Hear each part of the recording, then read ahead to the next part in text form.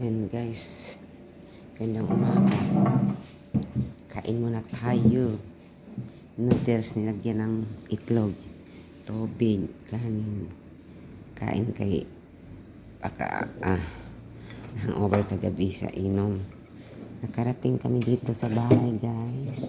Sa kapatid ko alas 12 lampas. Tapos nakatulog naman. Yan. Noodles, lagyan ng itlog, kanin, shopping. Kain tayong gandang umaga. Pasupport sa mga videos ko guys. I-post ko mamaya sa reel ko or sa iba kong mga apps. Sana panoorin nyo po. Magustuhan nyo. Salamat. Pag-follow naman sa page natin. Kasambahay.